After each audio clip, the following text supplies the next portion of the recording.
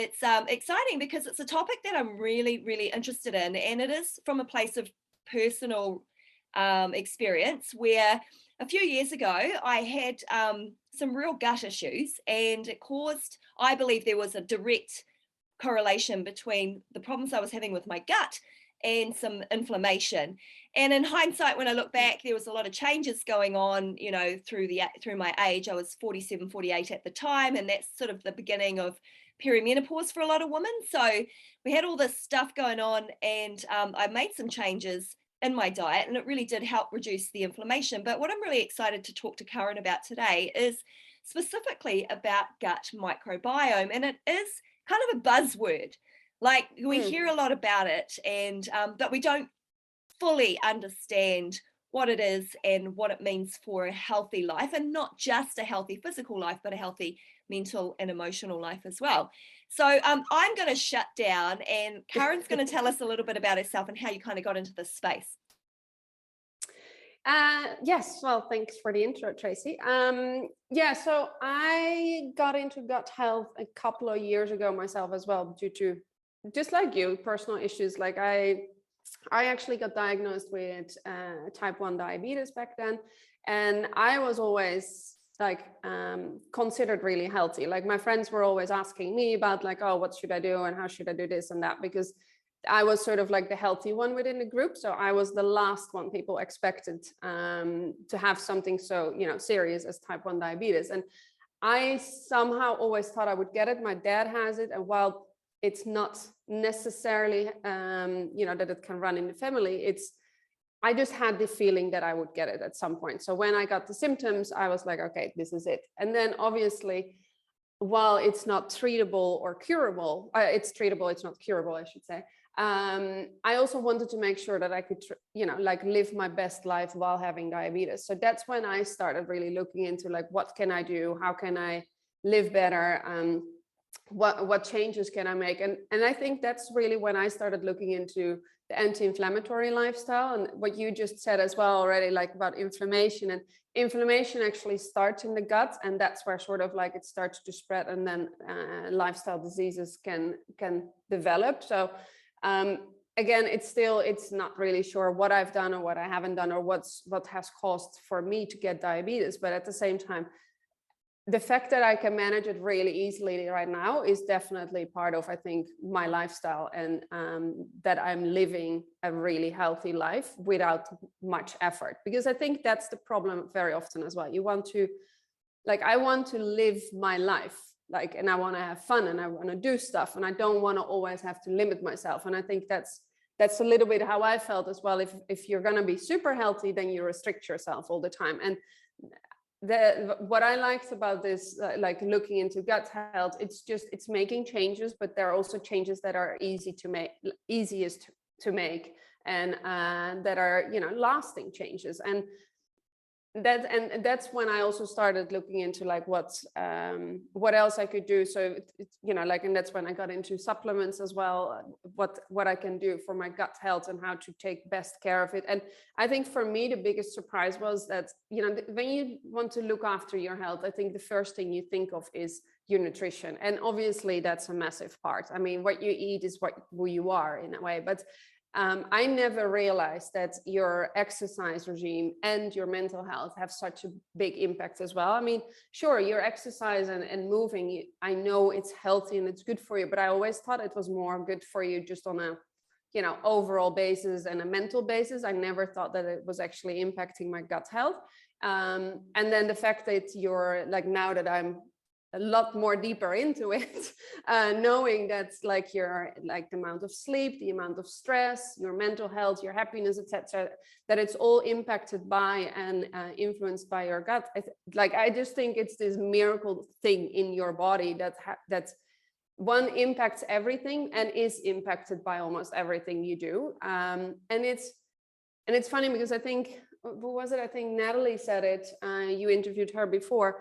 Natalie Dow, she said at some point, like, the gut it's such an easy thing to fix, like, or to take care of, and it doesn't have to cost you a lot, and it doesn't require a lot of work. And your gut is also, it's very forgiving in a way. It might not, you know, like recover within a week if you've, you know, like trashed it for years, but Yeah.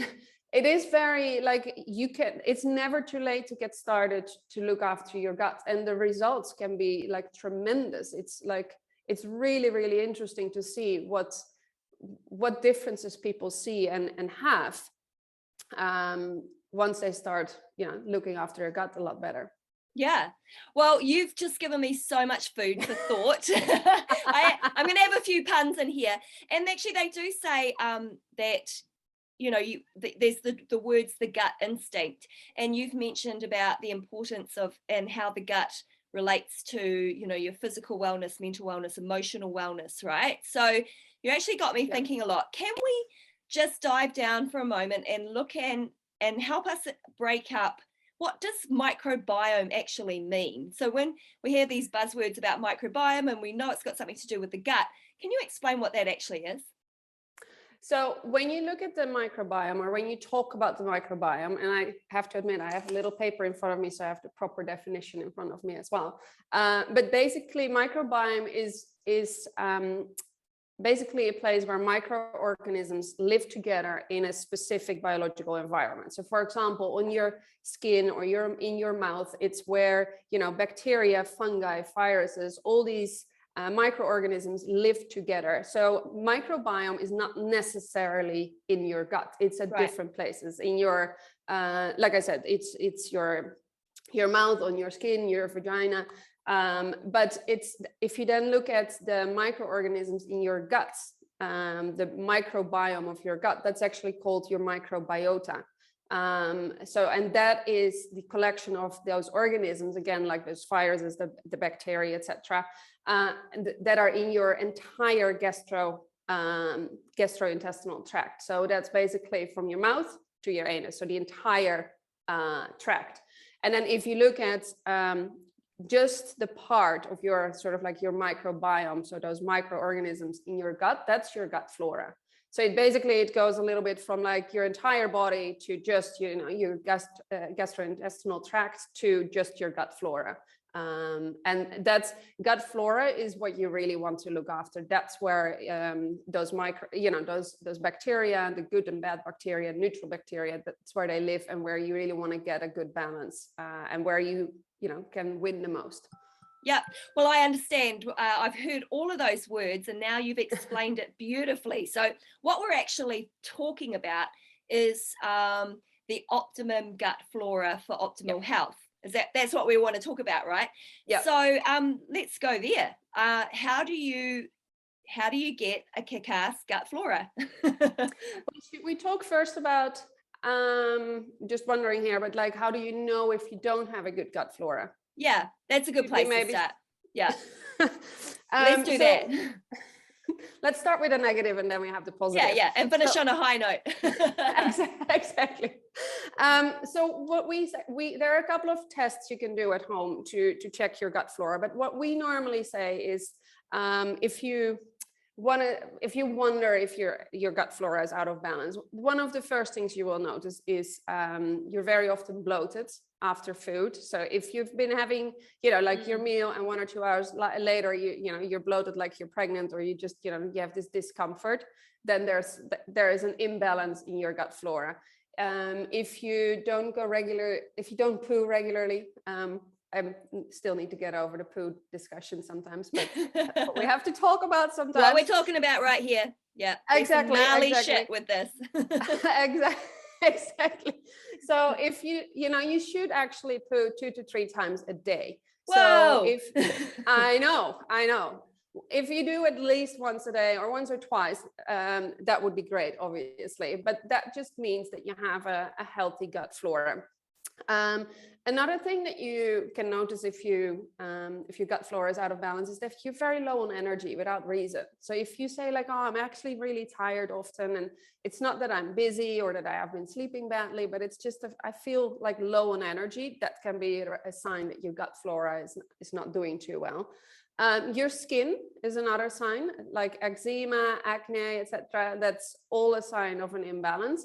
Can be food intolerance as well, but the food intolerance is very often linked to your gut flora being out of balance. So you should then figure out what your food intolerance is, and then slowly reintroduce it once you've taken care of your gut flora. And not always, but very often, then you can actually deal with it again. It's just, if your gut flora is out of balance and you keep feeding it with things that are triggering it even further and increase this inflammation, then you're obviously not healing. You're not really getting anywhere. You're not supporting your body the way you should. Your mood, if you very often have are irritable or just very low and negative, etc., definitely can be a sign of your gut flora. And I think that one of the most common ones is you get sick regularly, because over 70% of your immune system is actually in your gut flora. So obviously, if your gut flora is in bad shape, then your overall health is in bad shape. So those are sort of the things that if you notice one or all of them, that you're okay, maybe I should look at something. And I almost say, and I work with a lot of nutritionists as well, and they all say as well, when somebody comes to me to make lifestyle changes and to improve their eating habits, we actually always start with looking after their gut, because that's sort of the first thing we need to sort out and create a healthy gut flora. Because then the thing is as well, if your gut flora is not healthy, then all the good food, or if you start eating good food, all the good nutrients and are not being absorbed either, because your gut flora is not in the right shape to do that. So one test that you can do, or actually there are two tests that you can do. You can do, I don't know if you know the Jerusalem artichoke. It's this little, it looks a little bit like a potato. It's really hard. But what you can do is take one of them and either put it in your smoothie or shave it over your salad, eat it. And it's a very high fiber food item. So if your gut flora is in good shape, you will be able to digest that and get it through your gastrointestinal tract without problem, without any issues, without bloating, without cramps or anything.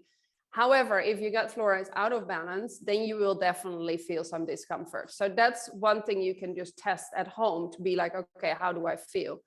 Another one you can do is the corn or blueberry test, as we call it. So normally your digestion takes about 20 hours. So whatever you eat, 20 hours later, you should poo it out, basically. So if you take blueberries or corn, if you eat that, then you should keep track of when do I see those in my poo, because they're easy to recognize, right? Yeah. So if you eat it in the morning or, for lunch or whatever, 20 hours later, you should have your, your poo with some blue and yellow in it. Blue or yellow, I should say. So those are two things you can easily do at home, and just to be okay, I feel I'm having symptoms. Let me just double check. And normally, most of the times, people don't poo as often as they should, and their digestion is not going as fast as it should.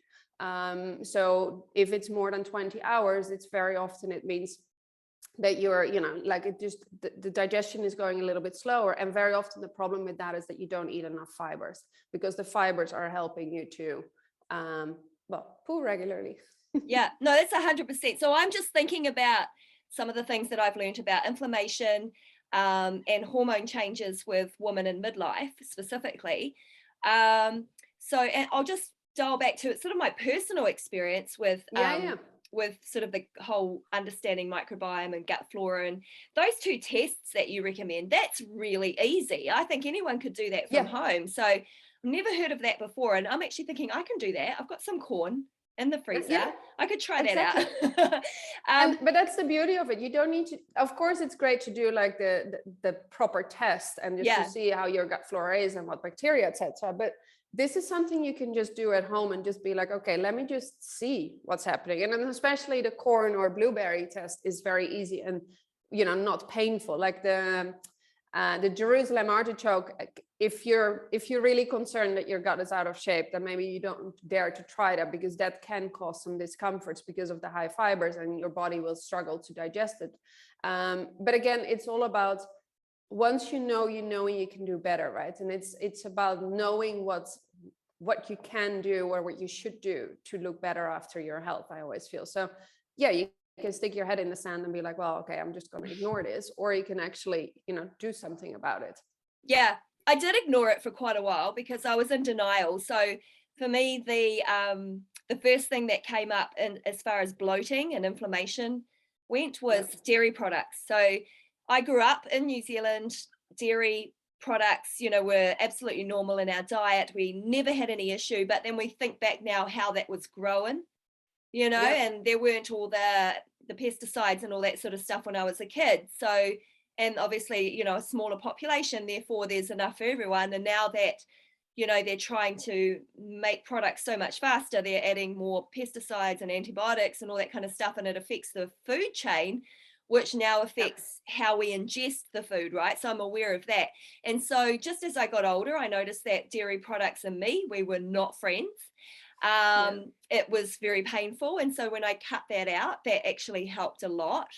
One of the other things I noticed that as I've aged and I'm going through menopause, I definitely don't poo 2 or 3 times a day. And it wouldn't be uncommon. I can't believe I'm saying this for everyone to listen, but it wouldn't be uncommon that I've said a lot of other things, so I shouldn't really worry too much. Let it out. It's just the hot, thank you. Well, I'd like to, but it's only every 2 or 3 days. I'd like to let it out every day. Yeah.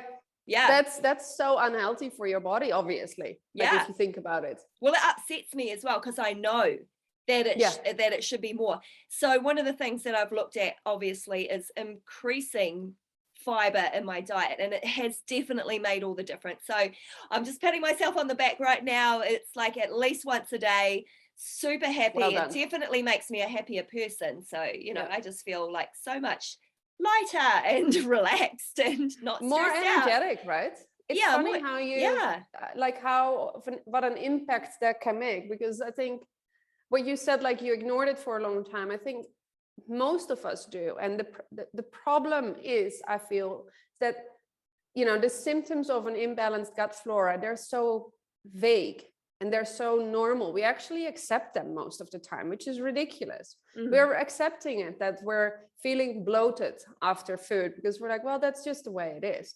We're accepting it that we're low on energy, that we sleep really bad, for example. That's also something. An imbalanced gut flora can impact the quality of your sleep, and like your skin problems, etc. And it's all these little things that you just like, well, it'll go away or whatever. And then once you actually start looking after it and making some changes, the difference is, like, I think, phenomenal. It's like, it's so impressive. And then you're like, why did I not do this before? Yeah, no, it's so true. The thing I noticed today is sugar, alcohol. Those are my 2 things today that will instantly cause skin issues for me. Like skin issues right away. 24 hours. Just red, itchy, irritated skin. And I've tested it multiple times because A, I kind of like sugar, and B, I like the odd glass of wine. So it's like, it's not completely out of my diet, but I'm getting so conscious as I get older, the absolutely negative impact of sugar. Like, just as a major must, just completely ditch it. And I can go 6 days without having anything with sugar. So I actually think that's pretty cool, but that's taken quite a long time to get to that place where I recognize that sugar is like really bad for me. And it's probably really bad for everyone, but I'm really now open to the fact that that is not a food group. It is not healthy, and it's going to age me faster than anything else that I could possibly do. So stress and sugar, bad for the body. Very bad. Okay, but so we talked sugar about, is definitely a food or a type that causes inflammation. No, it's not a food, but it's something like what I mentioned before, like the anti-inflammatory lifestyle. Sugar is definitely on the list, the number 1 to avoid. As much as possible. And if you have it, try to look for more natural alternatives. Like when I cook or whatever I do, I use honey more often. And you have beautiful honey in New Zealand. Yeah, we do. But I also very often I really like my banana bread. And like if you do really ripe bananas, you don't need sugar or even honey to add to it. So it's also finding alternatives and not automatically grab that sugar when you're cooking or making something for dessert. Like what are alternatives that you can use? Yeah, absolutely. So actually, I want to take this conversation a little bit further. So from your non-negotiables, I mean, where's the best place to start to build a healthy gut flora and microbiome? Like, what's the absolute baseline you should start with? Increase your fruit and vegetable intake, I would say. Because if you want to make changes, like nutrition has the biggest impact. So like the reality is we're not going to make all the changes in one go. So start somewhere that you can. And for me, and I think for a lot of people, adding something is easier than removing something. Like saying like, oh, I'm not going to have any dairy for the next 2 weeks. Then you're only focusing on like, oh, I can't have any dairy. And then you're going to be frustrated. But if you say in the next 2 weeks, I'm going to have an extra piece of fruit and an extra piece of vegetable, or, like on a daily basis, that's a lot easier to accomplish. And from a vegetable or fruit point of view, just like, it's such a cliche, but go to the supermarket or the store and or the market and grab something you haven't eaten before. Like try something new. Like make that a habit that once a week you grab something that's new or different, or that you don't take very often, because we're also creatures of habit. So we're just grabbing the same things over and over again, which is, as long as it's healthy, it's good. But at the same time, it's of course also makes it a little bit boring from time to time. So grab some stuff that you haven't tried before, look like, and see how you can have it. And you will not like everything, but keep it easy for yourself and add something. And the funny thing is, the more you start doing that and the more healthy items you start adding to your diet, the less likely you are to actually have these unhealthy things, because suddenly it becomes a habit that in the afternoon, rather than that you grab a cookie because you're craving something, you just take a piece of some fruit, because that gives you the same satisfaction.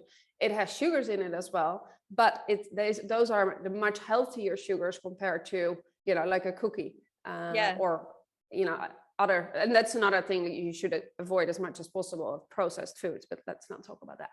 Yeah, no, we're not talking about the garbage. no, right. Exactly. Yeah. No, but I really like, if there's one thing you can do, it's add vegetable and fruit to your diet. And the way I do that actually is by starting, like if I think about dinner, I start with my vegetables, rather than like what I used to do is that I was like, oh, what do I feel like? And I don't eat meat anymore, or hardly ever. But I used to be like, oh, let's have chicken tonight, let's have a sausage tonight, or like that's what you start with, and then you add on from there. But now I'm like, okay, what vegetables are we having for dinner? And then it's like, oh, I haven't had cauliflower for a long time, let's do that. And then we have this beautiful cauliflower steak recipe. It's super easy, put it in the oven. And it's like, I've given it to friends of mine who are diehard like meat eaters, and they absolutely loved it. And sure, they might eat it with meat on the side, but it's still, suddenly you eat half a cauliflower for dinner instead of like 2 little pieces. No, it's the feature of the meal, isn't it? Exactly. Yeah. I had a similar podcast interview with a really good friend in Malaysia, Marissa Parry, and she spoke about the plant-based focus. She's a plant-based nutritionist, and she was just sort of obviously sharing the link between eating plant-based and the decrease in inflammation in the gut, which was really, really cool. So we're just to it. Oh yeah, we're just taking this conversation a little bit further than that, which is cool. But I want to also talk about one other thing that you've brought to my attention, is the gut-brain axis. And what is that? And why is it so important? Well, that is still a very new field of study, I should say. We do know now that the gut and the brain are in constant communication with each other.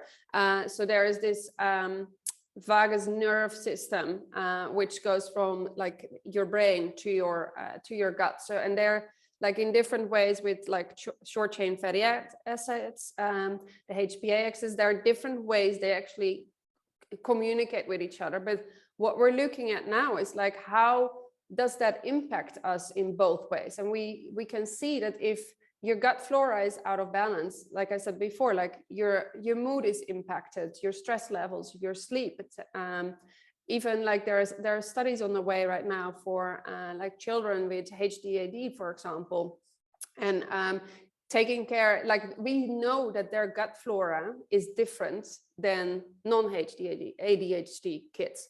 So how can we rebalance the gut flora, and does that help with the symptoms, for example? But the other way around as well, if you're very stressed, if you're unhappy, if you don't sleep enough, that actually decreases, like people who travel a lot in different time zones, etc. They're like, you know, they're very often a bit sleep deprived. I mean, now we haven't been traveling that much because of COVID, but the people that were normally traveling, you know, like around the globe, their gut flora was substantially different from, you know, like other people, because there are, one of the reasons the study shows was because they didn't sleep enough and they didn't have a proper sleep routine. So as boring as it is, but a sleep routine is really important as well. And it's really healthy for you to go to bed around the same time and get up around the same time, even on the weekends. And it's just like there are now studies again that are looking at how can your gut flora impact depression, for example. How can we do that? And then there are also studies the other way around, like how can your brain impact IBS if you have that, or any food sensitivity. So it's, again, it's very, very new. It's like a lot of things are only discovered now, and I'm, you know, they need to be tested, retested, and triple tested, but and confirmed. But the fact is there is a connection. So we know that. So it's up to you. Like, how serious do you want to take that, and what do you want to do about that in a two-way street, basically? Yeah. No, it's so interesting. I find it really fascinating as well. And I'm looking forward to some of the research coming out and speaking to us in a mainstream, so we can all understand and we can all benefit from it, right? Absolutely. Yeah. So one of the other questions that I have is, I understand about the role that eating healthy plays to improve your gut flora.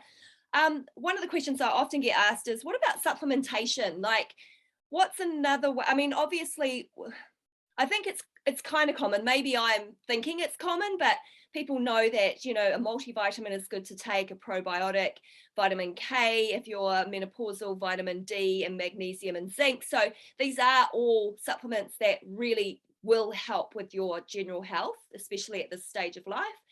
What else would you recommend? Well, I'm a big believer in supplements. And the main reason for that as well is because, sorry, even though we know what to do and we know how to eat healthy, how to live healthy, the reality is we don't do it every day of the week, 100% of the time. So one day I might, you know, exercise a lot, but another day I might just, you know, only have 10 minutes to do something, or, you know, just run around and actually don't do enough of it. In reality is also, there are days that we're really stressed. So for me, and actually the last thing I want to say is also from a nutrition point of view, most of the things we should be able to get from our food if you eat healthy. But the reality as well is that the quality of our food is not as good as it used to be, a bit what you'd said before as well, because of overproduction, the way things are grown.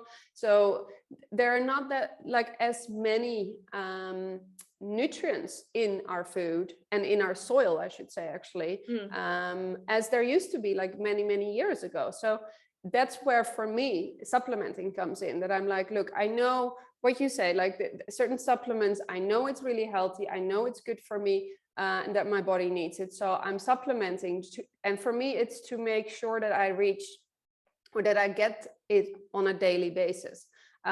So for me, one of the most important ones is to take, like you said, multivitamins as well, vitamin D. I take omega-3 as well. I take a turmeric supplement, and I take this probiotic and prebiotic supplement. And when you take a supplement for your gut health, it is probiotics and prebiotics. And I would really recommend, when you choose a gut health supplement, to look at a combination, because you want to supplement your gut with the good bacteria to get that healthy balance there. But for the gut bacteria to thrive and grow and multiply when they reach your gut, they need fibers. And most of us don't get enough fibers in our diet. So that's why taking prebiotics or fibers with your probiotic supplements is, I think, crucial. Because if you take the good bacteria and they don't get enough food to multiply, then what's the point of that? So you want to create the best environment for your gut health to be in the best shape possible, obviously. So do you need supplements? No, you don't. If you're like, that's the bottom line of it, which is funny for me to say perhaps, but at the end of the day, if you are super healthy, you don't have to. But like I said, for me, it's just like, I do it because I know then I'm looking after my body the best I can on a daily basis. And like, of course, you need to make sure you get good quality supplements though. Yeah. So that means as close to nature as possible, and they should be research based.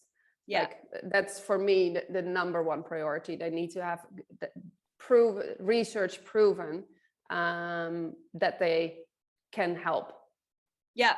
No, I mean, I'm so in your lane when you talk about the research and the science behind the supplementation. And I really urge, you know, specifically women that are listening to this podcast episode to really dive into the science of what you're taking. And quite often, you know, we'll go to the supermarket and we kind of have been told, oh, you need this, you need this, you need this. You kind of reach off the shelf.